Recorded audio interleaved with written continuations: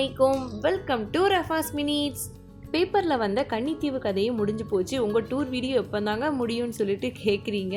நானும் சீக்கிரம் அப்லோட் பண்ணி முடிக்கலாம் தாங்க நினைக்கிறேன். என்னங்க பண்ணுறது, எப்படியுமே டைம் ஆகிடுது. சரி வாங்க, இந்த வீடியோவில் ஒரு தரமான சம்பவம் காத்துக்கிட்டு இருக்கு. வீடியோ ஸ்கிப் பண்ணாமல் ஃபுல்லாக பாருங்கள். ஸ்கிப் பண்ணுறதுக்கு ஒன்றும் இல்லைங்க, நான் டூரேஷனே ரொம்ப கம்மியாக தான் கொண்டு வந்திருக்கேன். ஸோ வீடியோ ஃபுல்லாக பாருங்கள். லாஸ்ட்டாக நான் அப்லோட் பண்ண வீடியோஸை நீங்கள் பார்க்கலன்னா ஃப்ரீயாக இருக்கும்போது செக் பண்ணி பாருங்கள்.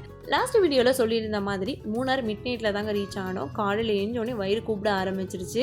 ஏன்னா நைட்டு வேறு சாப்பிடலையா. மூணாரில் நைட்டு 10 மணிக்கு மேலே கடை எதுவும் இருக்காதுன்னு வேறு சொல்லிட்டாங்க. சரி வேறு வழி இல்லைன்னு சொல்லிட்டு தூக்கத்தை போட்டாச்சு. மார்னிங் எழுந்ததுமே டீ குடிக்க போகலான்னு சொல்லிட்டு ஒரு கடையில் டீயை குடிச்சிட்டு பிரேக்ஃபாஸ்ட்டுமே சீக்கிரமாக சாப்பிட வந்துட்டோம்.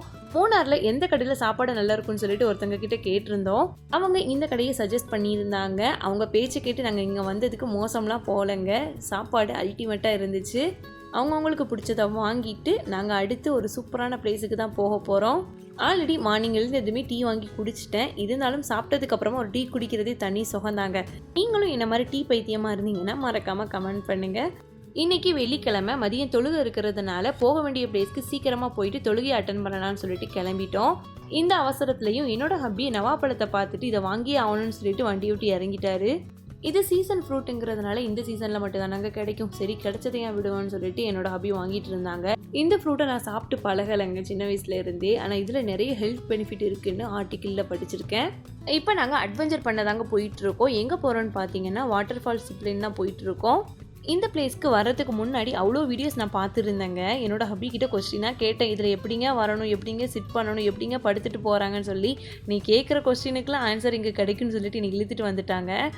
அட்வென்ச்சர் பண்ணலான்னு ஆர்வத்தோடு வந்தால் ஃபால்ஸில் விழுற தண்ணியோட சவுண்டு தூரத்தில் கேட்கும் போது வயிற்றில் புளியை கரைச்சிருச்சு.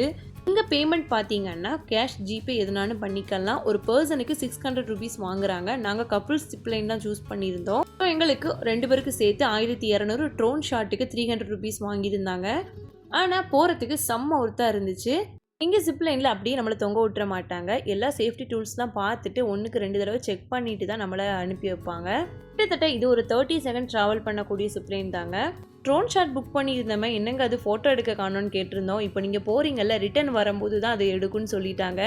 இப்போ நீங்கள் போகிறீங்கல்ல, இந்த எண்ட்லேருந்து அந்த எண்டு போனதுக்கப்புறமா அங்கே கீழே இறங்கி ஃபால்ஸ்லாம் இருக்கும். அதெல்லாம் சுற்றி பார்த்துட்டு நீங்கள் ரிட்டன் மறுபடியும் ஜிப்லைன் வரும்போது ட்ரோன் உங்களுக்கு முன்னாடி இருந்து வீடியோ எடுத்துகிட்டு இருக்கும். இது தாங்க இங்கே ஃபாலோ பண்ணுற ப்ரோட்டோக்கால்.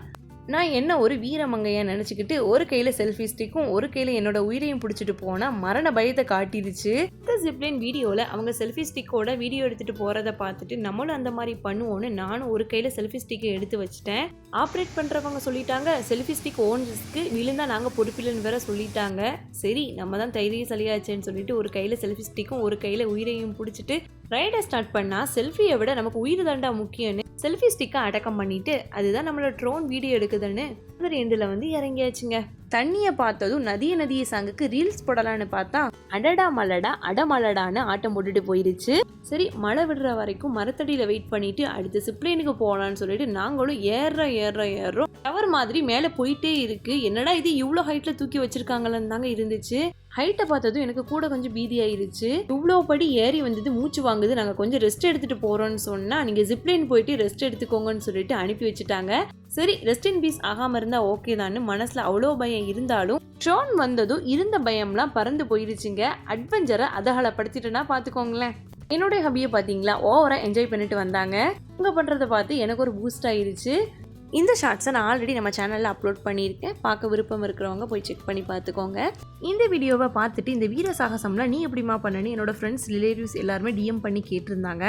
பூனைக்கே பயப்படுற நீ இவ்வளோ பெரிய ஜிப்லைன்ட்டு எப்படிமா பயப்படாமல் போயிட்டுருக்குன்னு சொல்லிட்டு யாருமே நம்பவே இல்லைங்க. கூட இருக்கிறது யாருங்க. இந்த வீடியோவை நான் இதோட முடிச்சுக்கிறேன். எங்களோட டூர் வீடியோ இன்னுமே முடியலைங்க. நான் நெக்ஸ்ட் வீடியோவில் அப்லோட் பண்ணுறேன். ஃப்ரீயாக இருக்கும்போது செக் பண்ணி பார்த்துக்கோங்க. இந்த வீடியோ உங்களுக்கு பிடிச்சா மறக்காமல் லைக் பண்ணிக்கோங்க. தேங்க்ஸ் ஃபார் வாட்சிங்.